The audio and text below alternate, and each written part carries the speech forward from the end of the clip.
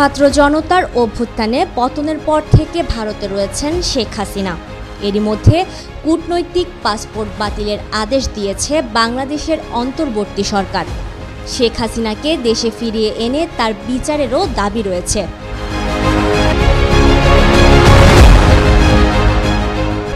সার্বিক পরিস্থিতিতে প্রশ্ন উঠেছে, বাংলাদেশ সরকার প্রত্যাবর্তনের আবেদন জানালে ভারত কি শেখ হাসিনাকে ঢাকার হাতে তুলে দেবে?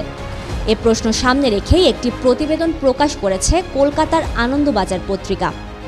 এ প্রতিবেদনে বলা হয়েছে, দিল্লিতে শেখ হাসিনার অবস্থান যে বাংলাদেশ ভারত বিরোধিতা তা বুঝতে পারছে ভারত। এজন্য তৃতীয় কোনো দেশে হাসিনাকে নিরাপদে রাখার একটি চেষ্টাও চলছে।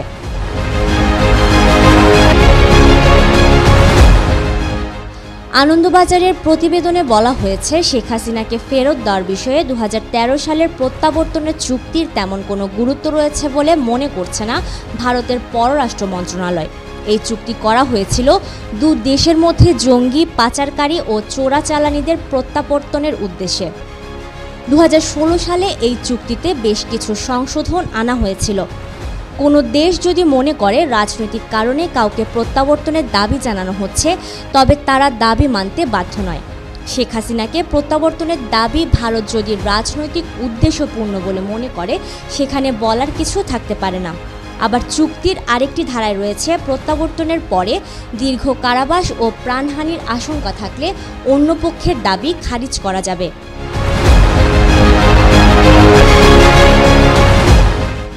বিবিসি বাংলার একটি প্রতিবেদনে বলা হয়েছে, শেখ হাসিনা ও তার বোন শেখ রেহানাকে দিল্লির উপকণ্ঠে একটি আধা সামরিক বাহিনীর অতিথি নিবাস বা সেফ হাউসে একসঙ্গে রাখা হয়েছে। তবে এই মুহূর্তে তাদের ঠিকানা কি সেটা সরকারিভাবে কখনো প্রকাশ করা হয়নি।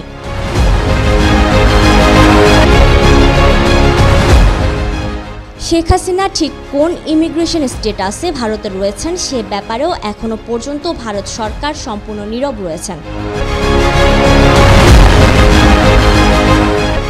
অর্থাৎ তিনি কোনো বিশেষ ভিসায় ভারতে অবস্থান করছেন কিনা তা রাজনৈতিক আশ্রয়ে দেওয়া হয়েছে, এ ব্যাপারে আনুষ্ঠানিকভাবে ভারত সরকার আজ পর্যন্ত একটি শব্দও করেনি।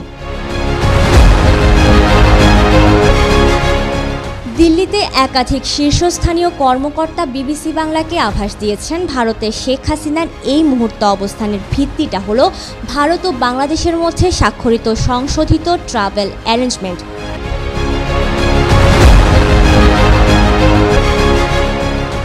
তবে এসবই শেখ হাসিনার কূটনৈতিক পাসপোর্টের ভিত্তিতে বলা হচ্ছিল। এখন এই পাসপোর্ট বাতিল হলে পরিস্থিতি কোন দিকে যাবে তা হচ্ছে নতুন প্রশ্ন। এই বিষয়টির জবাবে দিল্লির একজন শীর্ষস্থানীয় কর্মকর্তা বিবিসিকে বলেছেন, সেটাও বড় কোনো সমস্যা নয়, কারণ এই ধরনের পরিস্থিতিতে আমাদের প্ল্যান বি বা প্ল্যান সি প্রস্তুত রাখতেই হয়। এখানেও নিশ্চয়ই সেটা তৈরি করা আছে। News desk, media express.